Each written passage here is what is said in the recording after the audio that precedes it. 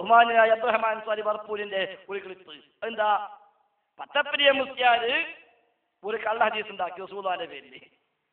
അല്ലാഹു റസൂൽ പറഞ്ഞിട്ടുണ്ട് ഈ സമുദായം 73 മാറും, ശരിയാണ്, ഹദീസിലുണ്ട്. ഒരു ഭാഗം മാത്രം സ്വർഗത്തിലേക്കാണ്, ബാക്കിയെല്ലാം നരകത്തിലേക്കാണ്, അതും ഹദീസിലുണ്ട്. ഏതാ നബിയെ സ്വർഗത്തിലേക്കുള്ള കക്ഷി എന്ന് സഹാബത്ത് ചോദിച്ചു, അതും ഹദീസിലുണ്ട്.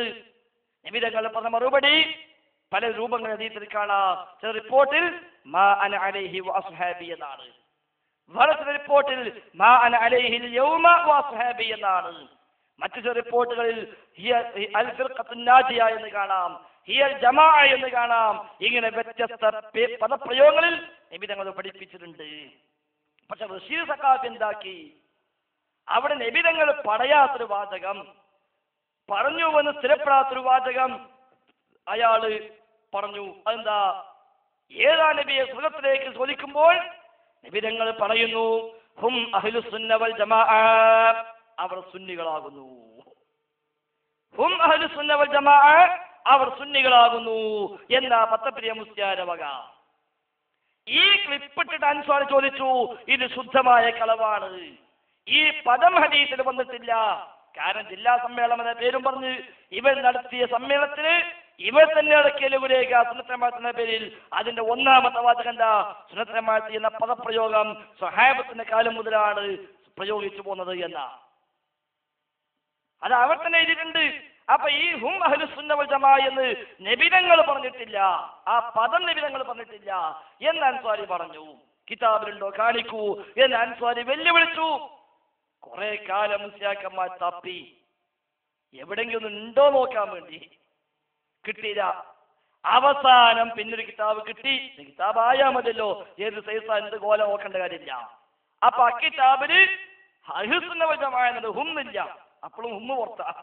പത്തപ്പിരിയ മുസ്ലിം ഹും അഹ്ലുസ് സുന്ന വൽ ജമാഅ കണ്ട കിതാബിൽ ഹുമ്മില്ല, ബാക്കിയുണ്ട്, ആയിക്കോട്ടെ, എന്നാലും വേണ്ടില്ല, തൽക്കാലം രക്ഷപ്പെടാൻ അതായല്ലോ എന്ന നിലക്ക് അതുമായി നടന്നു.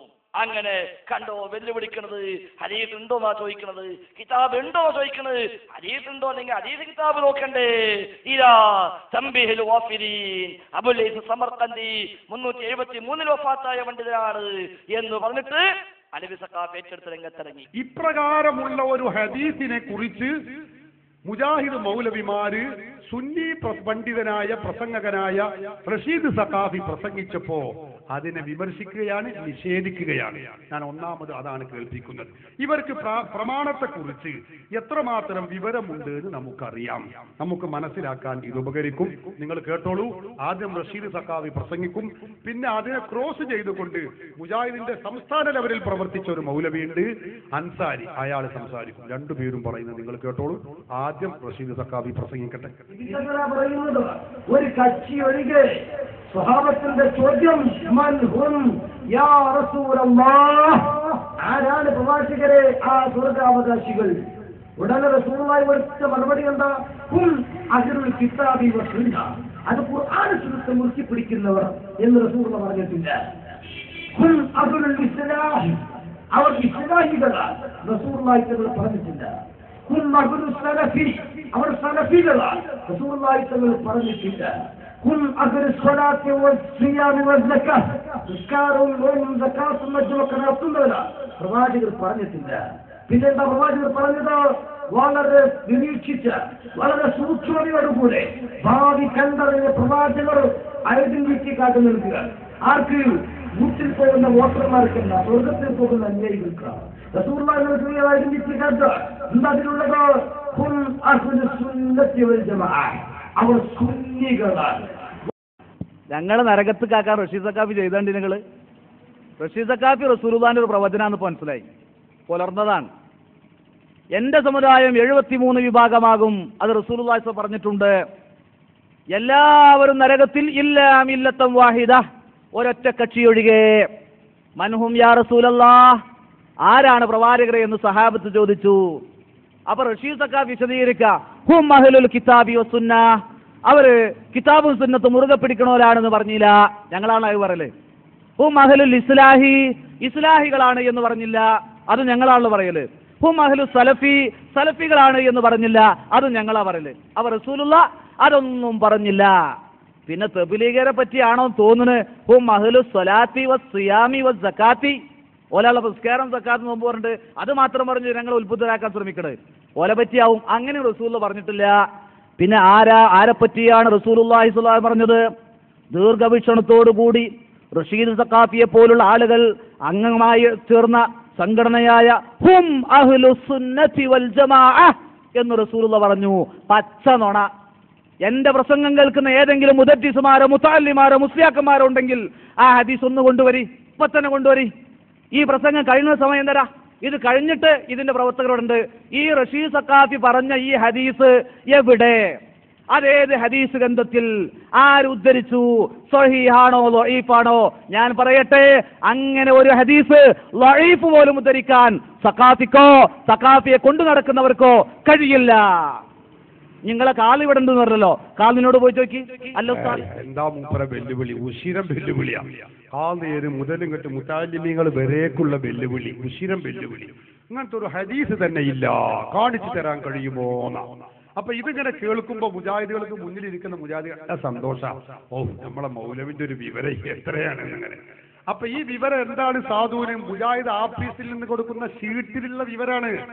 സഹോദരങ്ങളെ, ഇങ്ങനെ ഒരു ഹദീസ് ഉണ്ടോ ഇല്ലേ എന്ന് നോക്കണമെങ്കിൽ നിങ്ങൾക്കറിയാമോ, അത് മുജാഹിദ് ആഫീസിൽ നിന്ന് കിട്ടുന്ന ഷീറ്റിൽ അത് ഉണ്ടാവൂലല്ലോ. അത് ഉണ്ടാവല് ഹദീസ് ഗ്രന്ഥങ്ങൾ നോക്കണ്ടേ? നിങ്ങൾക്ക് നോക്കിയാൽ കാണാം. ഇതര 373 വഫാത്തായ പണ്ഡിതൻ ഹാഫിള് അബുൽ ലൈസി സമർഖന്ദി എഴുതിയ കിതാബു തംബീഹ്, ഈ ഗ്രന്ഥത്തിൽ ഇതിന്റെ 260ാമത്തെ പേജിൽ നമുക്ക് കാണാം.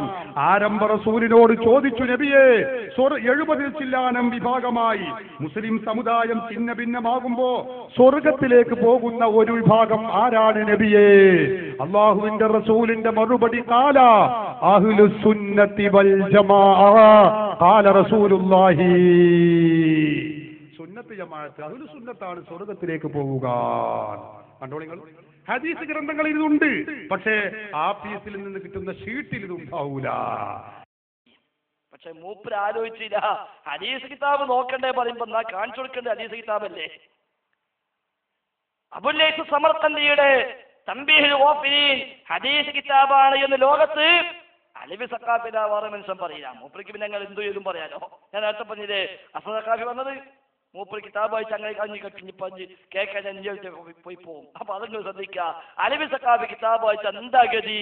അത് പിന്നെ അസദ് സഖാഫി പരിശോധിച്ചോളൂ നിങ്ങൾ. ഈ വിഭാഗത്തിന്റെ ആളുകൾ അന്നും ഇന്നും പറയുന്ന ഒരു കാര്യമുണ്ട്, അലവി സഖാഫി ഒരു ഇബാറത്ത് വായിച്ചാൽ അവർ തന്നെ പറയുന്ന ഭാഷയിൽ പറയട്ടെ, അത് അലവിന്റെ തൂഫല്ലേ എന്നാ പറയല്, അത് അലവിന്റെ തൂഫല്ലേ എന്നാ പറയല്. കാരണം എന്താ? ഇവിടെ വന്നപ്പോ കുറച്ച് കിതാബെങ്കിലും അട്ടിവെച്ചു. ഈ ഖളാഉമായി ബന്ധപ്പെട്ട തിരൂരങ്ങാടിയിലെ വിഷയവുമായി ബന്ധപ്പെട്ട വിഷയം ഒരു വരി പോലും ഇല്ലാത്ത കിതാബുകൾ അട്ടിയട്ടിയായി വെച്ചിട്ടുണ്ട്. അവിടെ കൊണ്ടുവന്ന വിഷയം ഇതിലേക്ക് ആവശ്യമുള്ളൊന്നല്ല. എന്നിട്ട് അങ്ങനത്തെ കുറെ കിതാബുകൾ കൊണ്ടുവന്ന് അട്ടിവെച്ചിട്ടുണ്ട്. നേരത്തെ ഇയാൾക്കുള്ള സ്വഭാവം എന്താ? ഒരു ഡയറിയിൽ കുറെ കുത്തിപ്പിടിച്ചിട്ട് ഇയാള് മുജാഹിദികളോട് പറയുന്ന രൂപത്തിൽ ഇതാ തൂഫയിൽ ഇതാ പറഞ്ഞിട്ടുണ്ട്, അടുത്ത പേജ് മറിച്ച് നിഹായിൽ ഇതാ പറഞ്ഞിട്ടുണ്ട്, അടുത്ത പേജ് മറിച്ച് മുഗനീത, ഒക്കെ ഒരു സാധനം ഒന്ന് തന്നെയാ. ഇങ്ങനെ ജനങ്ങളെ കബളിപ്പിച്ച് നടക്കുക. അപ്പൊ ഇതാണ് സഖാഫിന്റെ കിതാബ്. പിന്നെ അത്ഭുതപ്പെടാനില്ല. അപ്പൊ മൂപ്പര് തംബീഹുൽ ഗാഫിലീൻ കാണിച്ചിട്ട് പറയാറുണ്ട്, ഇത് ഹദീസ് കിതാബാണ്. ഓ സഖാഫി, ഈ തംബീഹുൽ ഗാഫിലീൻ ഹദീസ് കിതാബാണ് ലോകത്ത് ആരാ രേഖപ്പെടുത്തി വെച്ചത്? ഒരാളെയെങ്കിലും പറയാനാകുമോ? ആ കിതാബിൽ ആമത്ത് തന്നെ പറഞ്ഞെന്താ?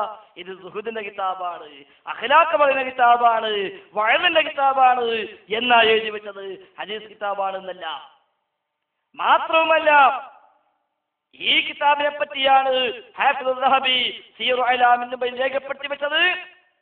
തംബീഹുൽ ഗാഫിലീൻ എന്ന കിതാബ് അതിൽ ഒരുപാട് ദഈഫും മൗദൂഉമായ റിപ്പോർട്ടുകൾ സ്ഥാനം പിടിച്ചിട്ടുണ്ട് എന്ന് സീറു അലാമിൻ നുബലയിൽ ഹാഫിദ് ദഹബി രേഖപ്പെടുത്തി വെക്കുകയും ചെയ്തു.